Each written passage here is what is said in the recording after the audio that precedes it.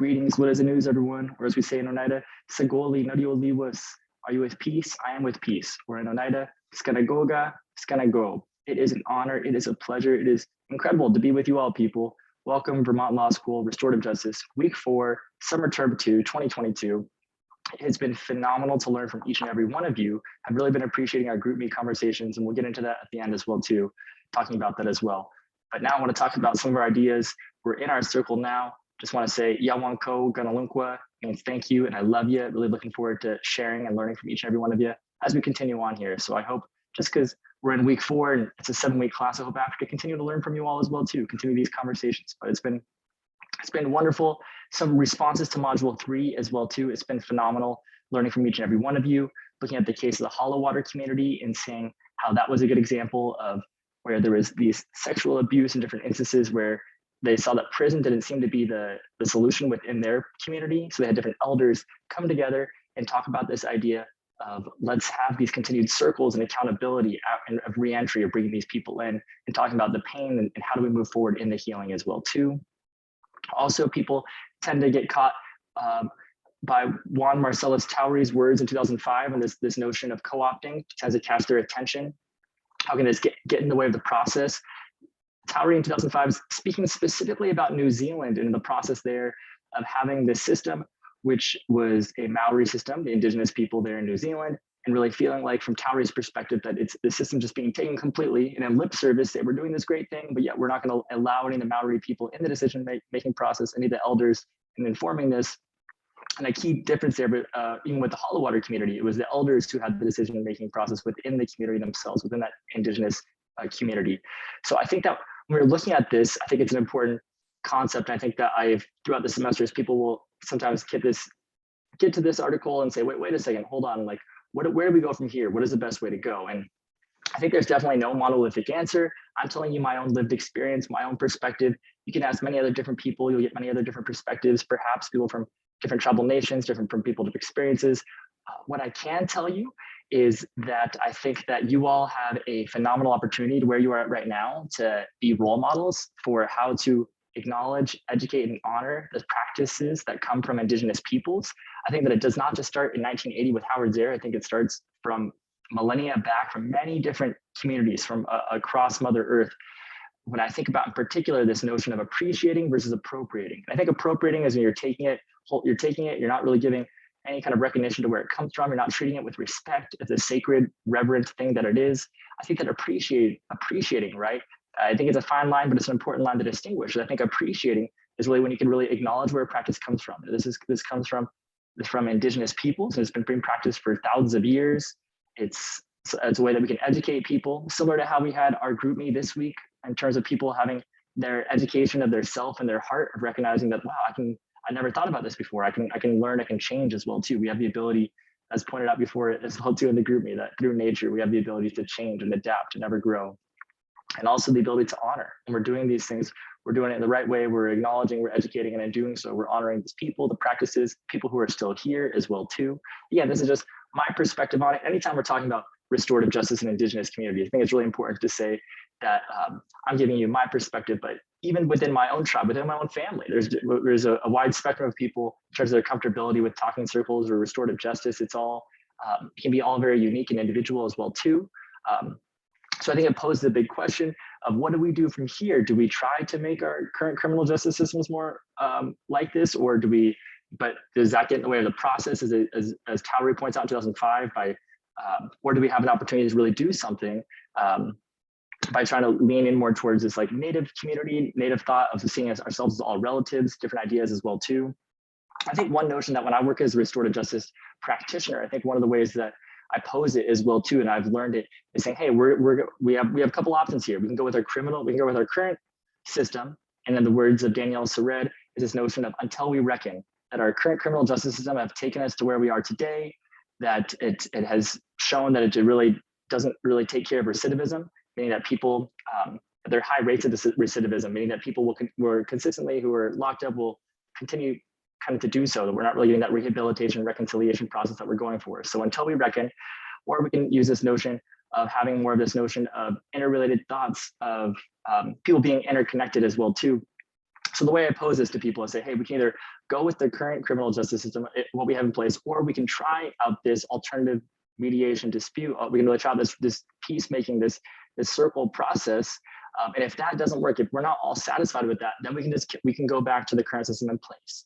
So leaving it as an option like that as well too, I think is one way of framing it. But I think it is a big issue. I think it's very interesting. I recently was called to jury duty, and even within the idea of having those different jurors and meeting together, and I said, wow, wouldn't that be interesting if we were to reframe what we have there, and just to put that like in circles as well too, in terms of how do people do that? Or what if we were to reframe even in the Supreme Court decisions that when they were discussed or when they're talked about, it's done so in a circle format? Or what if we were to have for perhaps even when I was watching on TV, when we looked at from the George Floyd trial as well too, and constantly, and Danielle Sered talks about it in her book as well too, Until We Reckon, that our current criminal justice system, that we have this notion of saying, like people pleading not guilty or pleading the fifth, or this idea of no contest, and how much harm that does to the person right there as well too, who you caused harm from as well too, and saying what would that be like if people were to actually have accountability to say I'm sorry, for the people to be able to witness that, us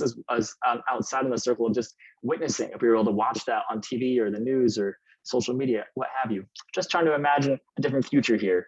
So I know the current system we have right now, we can either just say, hey, this is the current system we have, we can keep it as is, or we can try to imagine that envisioned future. Because as I've always been taught before as well too, that no action, the status quo, is a choice as well too. So that by choosing to do nothing, to keep it as it is, and we are choosing the status quo, that is an option as well too. So we can either try to stay where we're at, or we can try to move towards this notion of, even within our criminal justice system, of seeing us all as related and seeing those interconnected importance as human beings. So some module 4 readings coming at you here, looking at history of horizontal systems. Some of those takeaways there. Navajo justice is unique as it is a product of the experience of the Navajo people. So looking at the lived experience of those Navajo people, AKA Dene, meaning the people themselves. Navajo judges know the peacemaker court will work only if it is accepted by the people who are to make it work.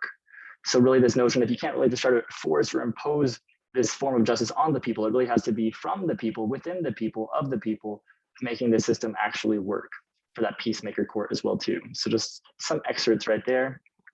Also, you have some videos for you all to watch as well too, and some optional videos as well you can see here. But those are some of the videos as well too. Getting more into circles and just some examples. I really like the one here, Don Coyhis, for how to conduct talking circles. The second video down, it really just takes a perspective at it, and different people can have different views of it as well too. I even looking at the comment section, some people are more critical than others, but for me, just viewing that, it just speaks to my spiritual identity and speaks to what I know to be, I guess, what how I view the spirit, and that's to be true. So also some different videos here as well too, just from different people. Susie Miller, Haudenosaunee perspective as well too. Looking at a video here about the overrepresentation of Indigenous people in the current criminal justice system, and then also looking at another video about Indigenous peacemaking. Important videos here for ICWA, Indian Child Welfare Act, which is important. It was suggested by the American Psychological Association in the 1970s that Native American children be put with people in their own family. If it can't be with someone within their own family, or some of the, just, you kind of keep building the circle out for their relatives. If it can't be within one of their relatives, then you go to someone within their own tribe. If it can't be someone within their own specific tribe, then you go to a person just from a different Native American tribe. One of the reasons why they say that's important is for identity, to value what things have been passed on for many generations, for just to be able to be brought up in the culture, and how really important that is and imperative that is. Right now, it is actually under attack in the Supreme Court right now, ICWA, after having gone back and forth in the pendulum of the Supreme Court, which we'll talk about in a couple of weeks as well too, for some of those Supreme Court rulings and how they've impacted Indian country, Native peoples. But in particular with ICWA right now, it's currently under attack, as there's, I think it's Brackeen versus Zink that's going to be going it's currently under review. And it's this conversation about, for ICWA, the people who are against ICWA are trying to say that it is this law that is racist, because they're saying that by having people just go towards Native families, that we're not treating everybody fairly, so that we need to diminish that, because it's giving unjust and unfair treatment to Native peoples without really taking into consideration any of the history, any of the context, any of the Indian boarding schools, Indian residential schools, the intergenerational trauma, the different points that brought people to where we are now, why ICWA was put up by the American Psychological Association in the first place, and a very slippery slope legally as well too, recognizing that if it's to be taken away from ICWA, then it's to say, oh, well then I guess any native rights that people have, well then what we should I guess basically take away anything that distinguishes Native people and any differences, then really taking away rights, being seen as people as sovereign nations, having your own unique identity, having your own laws, having your own sovereignty, really being trying to be under attack right now. So something to keep an eye on as well. Some picture of those videos as well for you. So I just want to really say, Yawanko for your perspectives. Thank you all so very much. Go Rap Makagat. Thanks in Irish. Danke Shane. Thanks in German. It has been phenomenal, incredible to learn from you all. So I just want to say from the group me, it's been amazing. All of your perspectives this week, it was seriously like a meditation throughout the week of just reading all your responses. And I remember I was a little vulnerable when I was sharing and saying, wow, I wonder how the class is going to take this, but you all just really were so receptive and incredible. I really appreciate it so much. So for this week as well too, right now I want you all, the question is for our group me, what do you think of when you think of RJ in Indigenous communities? When you think of restorative justice in Indigenous communities? So this could be a number of different ideas. Some things I've heard in previous classes where people talk about this tribal approach to people, not systems. This idea in Hawaii of honoponopono, which means to do good over and over again. It also means to say, I'm sorry, please forgive me, thank you, and I love you.